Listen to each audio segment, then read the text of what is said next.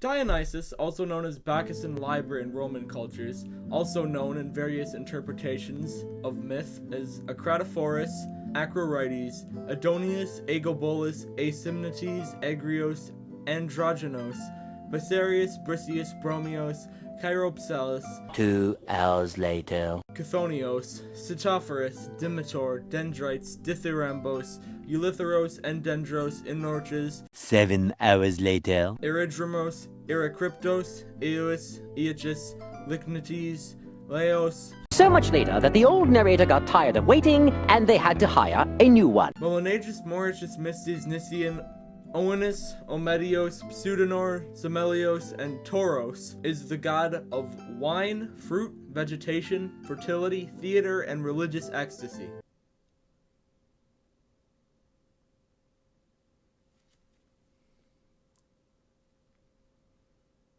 For his described youthful complexion and ability to inspire chaos through, well, probably can figure that out, he is commonly referred to as the Bacchic god with the wind-flushed face. Dionysus is thought of as a nature god due to his godliness in fields of fertility, cultivation, and vegetation, but in the same context, he's a metaphorical god of nature as well, one that exposes the true nature of man through wine and intoxication.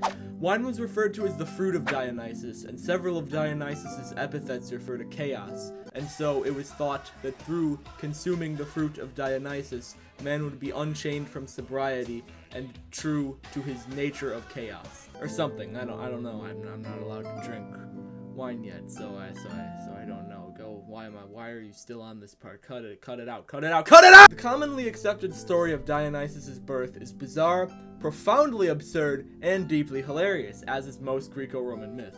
Zeus, as is known, was not a faithful husband to Hera, always going off to Earth and having intercourse with random people. Semel, there are no words in the entire English human language that can describe how wrong that pronunciation was, but I am not going to fix it because I used up all my charisma for the day making the first recording. Daughter of Cadmus, king of Thebes, was one of these people. Jealous, as Hera is, Hera disguised herself as an elderly woman and requested of Semel to command Zeus appear in his full glory as he would before his wife. Hera does this a lot. Like, too many times. This request was issued, and then along came Zeus, who proceeded to appear in a most explosively thunder and lightningous manner. This caused a great fire, and overpowered by the mere sight of Zeus, Semel I pronounced it so wrong. The injections were off so fast. Was seized by the flames, but not before giving birth prematurely to Dionysus. The child was said to be rescued from the flames by Hermes, and as a solution to prevent the death of his underdeveloped god son, Zeus sewed him into his thigh. That is the quote. It may sound fairly innocuous, except it doesn't at all, but no, that's not it. While sewed him into his thigh could very well refer to his thigh, among other things. It is commonly accepted among most analyzation of this myth that this means Zeus put Dionysus into his testicles.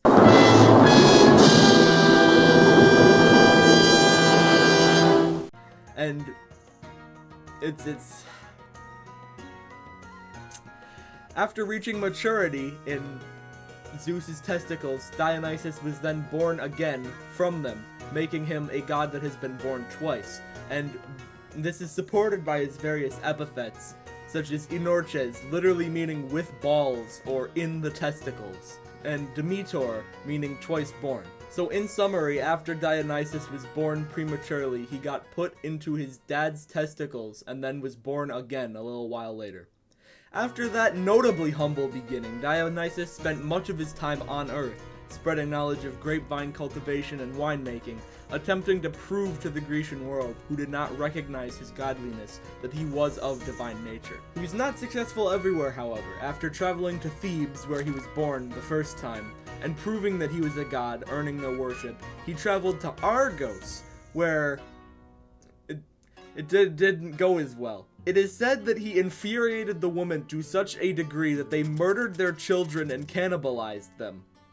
Just on the spot, essentially, at the sight of him. After he proved his divinity, he took his mother from the underworld and took her with him to Olympus, concluding his primary set of myths.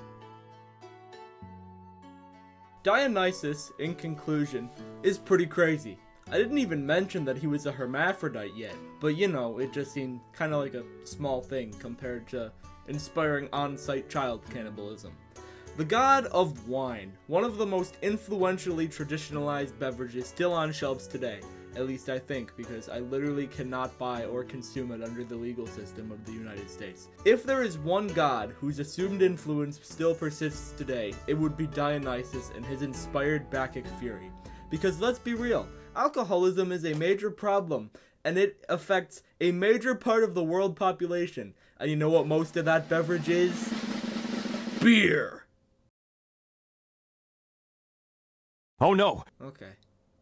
You get let off this time, Dionysus. As my argument disappears, so too do I. Goodbye.